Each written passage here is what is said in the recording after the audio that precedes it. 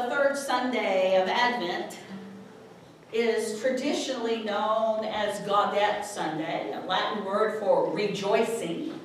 Rejoicing. It's a day to be filled with joy, knowing that the Lord is coming. Jesus is coming. We don't go through this Advent season as someone weighed down with uncertainty, as if we don't know the story. We go through the Advent season knowing the end, knowing that Christ has come, that Christ is with us, and that Christ will come again. Advent is about that time where we remember the first coming and we anticipate the second coming, when all the promises of God are fulfilled. So we rejoice. It's a happy Sunday. It's a day of joy, and in a traditional sense, in many churches, you might remember that the candles on the Advent wreath always had one that was pink. And that was a way to signify that the third Sunday is a little different than the other Sundays of Advent. We have a special guest today, someone who is here because it's Gaudete, Rejoicing Sunday, and it is Pinky. How can you not be happy when Pinky is in the room? Right, Ariel? Right?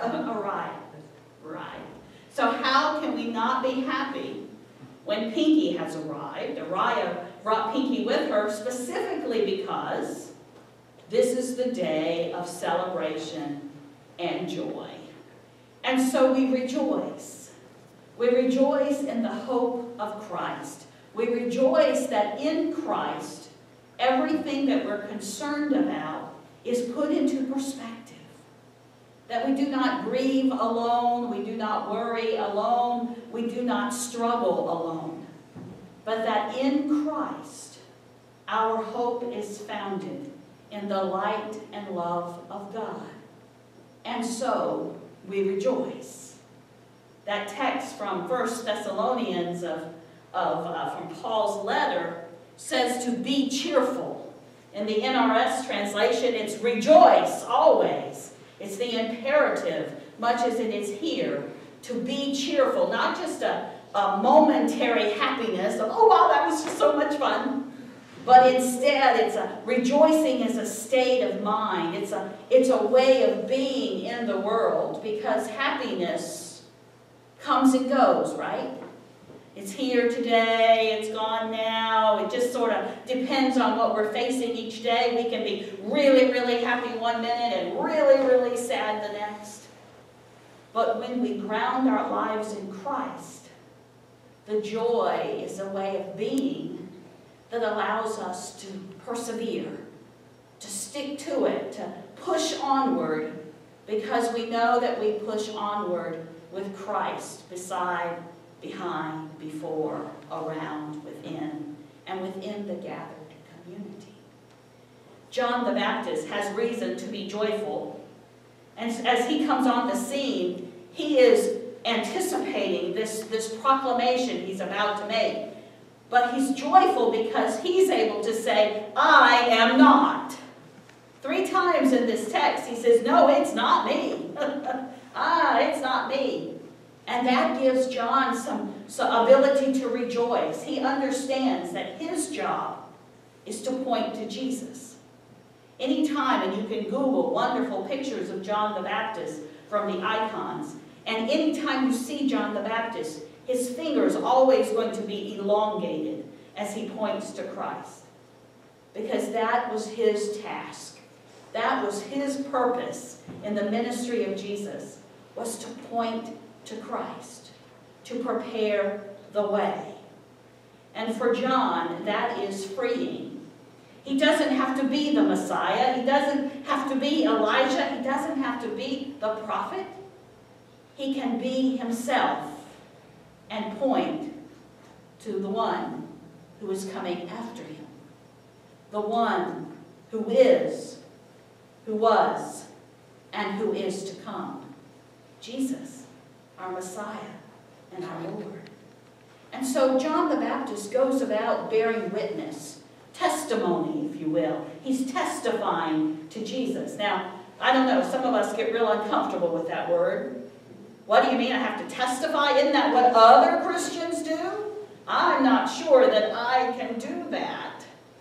But we can, and we need to.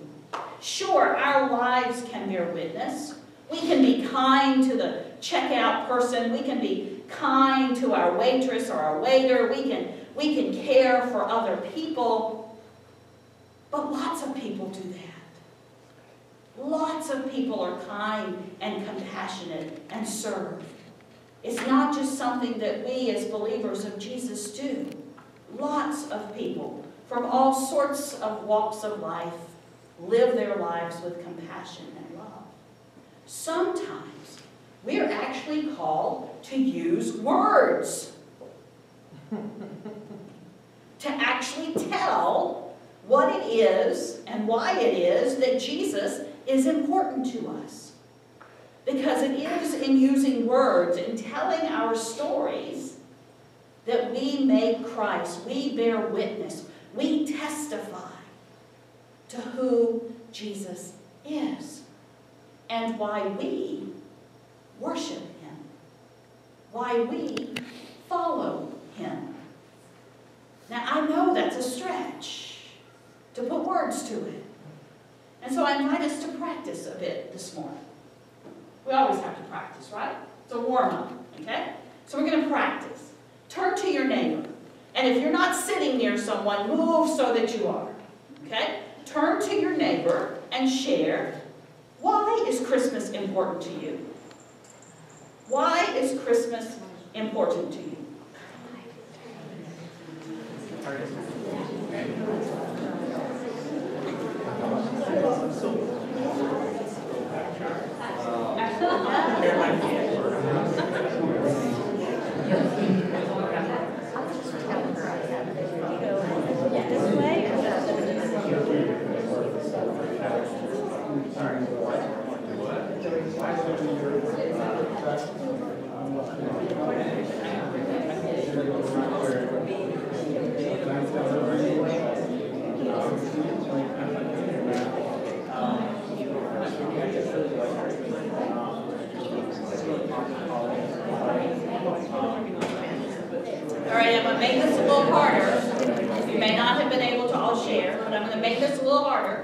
Starting with the easy one, why is Christmas important? Why is St. Philip important to you? Tell the story about why this congregation is important to you. Talk a bit.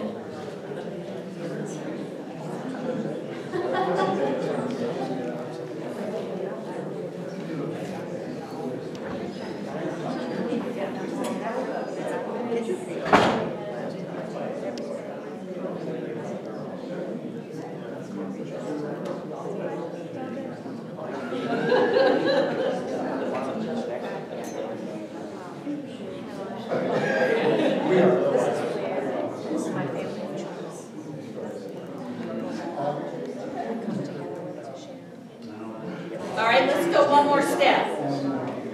Let's go one more step. We spoke of why Christmas is important, why St. Philip is important. I bet if you're following me just a little bit, you might anticipate this next one. Why is Jesus important to you? Why is Jesus important to you?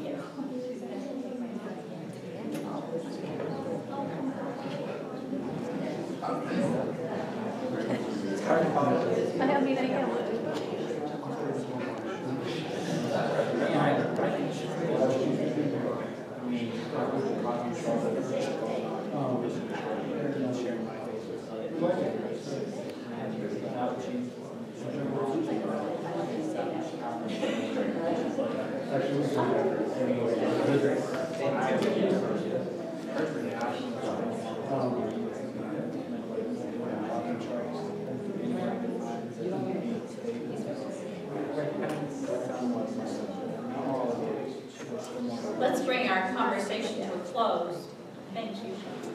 I know that one way we can bear witness is through how we live our lives, through the joy that we share, how we persevere, how we get through the tough times. But another way we bear witness is through the words we use.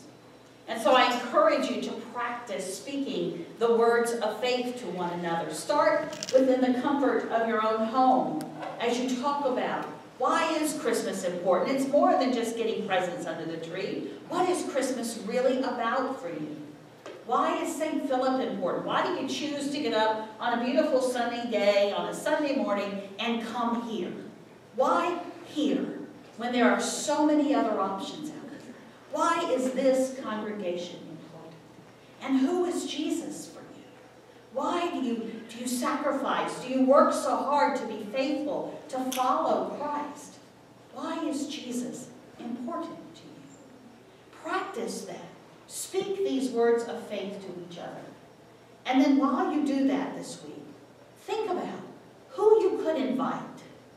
Is there someone in your life that you could invite to come and sing? Is there someone in your life that you could invite to come to worship next Sunday? To come next Sunday night, someone who's weighed down with grief and pain. Is there someone you could say, our church is doing something new. Let's go together. Is there someone you can invite to Christmas Eve, to lessons and carols, to worship in January? Is there someone you could invite to come and see, to experience Christ in this place with the gathered people of St. Philip? Let's bear witness to the one who is coming, the source of our joy, the source of our hope. Let's bear witness to Christ, who was, who is to come, our Messiah. Amen.